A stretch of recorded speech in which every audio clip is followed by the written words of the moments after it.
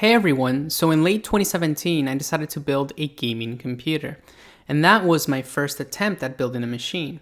I opted for the newly released Ryzen 5 1600 because of the incredible price point. However, when I was shopping around for a computer case, I was really searching for aesthetics rather than actual airflow. Now fast forward 2 years, the system has received several updates.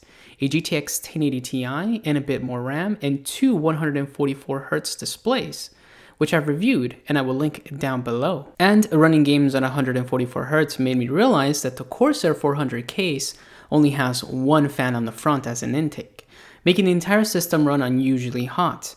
And my GPU was working very hard to keep the temperatures low. So for 2019, I made airflow a priority, especially with the upcoming summer months. So I decided to go with the cooler Master H500 with the front mesh, because of the exceptional airflow out of the box, and because of the RGB fans that look great. Plus, this case is very affordable for what you get as a total package.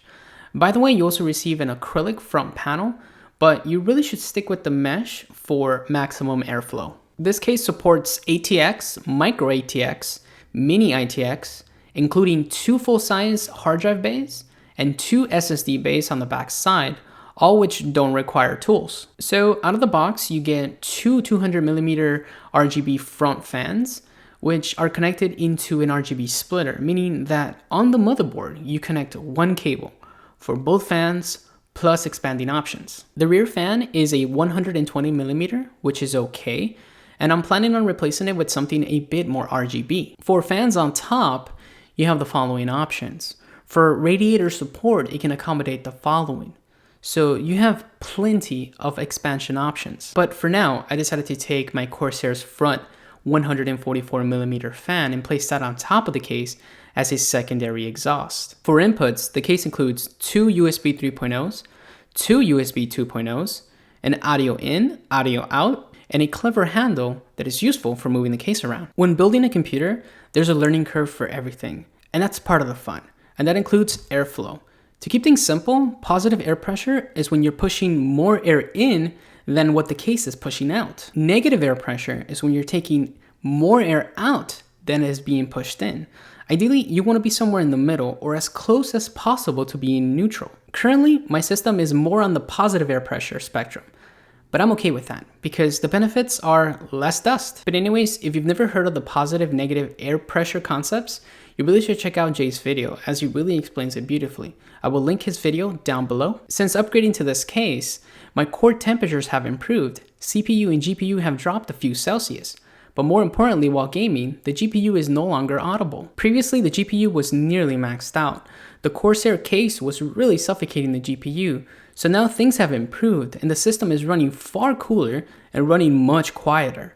Now the system is ready for the summer heat. For the front RGB fans, you can use the included RGB controller, which you can use to cycle through different colors and presets if your motherboard doesn't include a dedicated RGB fan connection. Thankfully, my budget-friendly motherboard included an RGB connection. However, I ran into some complications with the ASUS Aura software, as it would simply crash after installation. Thankfully, after 2 hours of troubleshooting, I was able to figure it out. But I was seriously considering just using the controller. But that's not a knock on the case, but rather on ASUS. Speaking about the RGB, you get several color options with a solid mode and a pulsating preset. And if you can't decide on a color, you can simply cycle through them indefinitely. Okay, so my cable management needs improvement. But trust me, I'm planning on upgrading to a modular power supply later this summer to clean this up further. But for now, I just want the cables around the motherboard to be relatively clean. And I think on that regard, I somewhat achieved that. But still, there's room for improvements. Alright, so a few negatives that I found. I kind of wish that Cooler Master would have simply integrated the RGB controller on the front console for easier access for those that don't want to utilize any specific RGB software. Because as of now, if you decide to use the controller, you will have to open the case to make adjustments. Also, accessing the internals basically requires a screwdriver. Although most don't access the insides daily, it would have been nice to have tempered glass be a toolless entry. These negatives are really nitpicking, as you're really getting a great value. Cooler Master has really created something special. At $100, the case offers a lot of value. Two massive 200mm fans for exceptional airflow out of the box, Basically, positive air pressure out of the box and dust filters everywhere to make sure that increased airflow doesn't equal more dust. This computer case is really good for the money.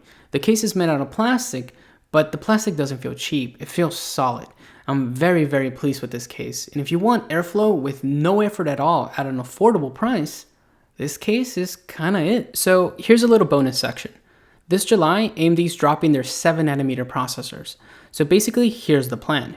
New motherboard, a Ryzen 3900X 12-core processor, modular power supply, all-in-one liquid cooling, and a tiny little bit more RGB because why not? So I have a ton of research to do, so let me get to it. Anyways, thank you guys so much for watching. And if you guys enjoyed the video, be sure to hit that like button. And links for all the products shown will be linked down below. And as always, I will catch you guys next time.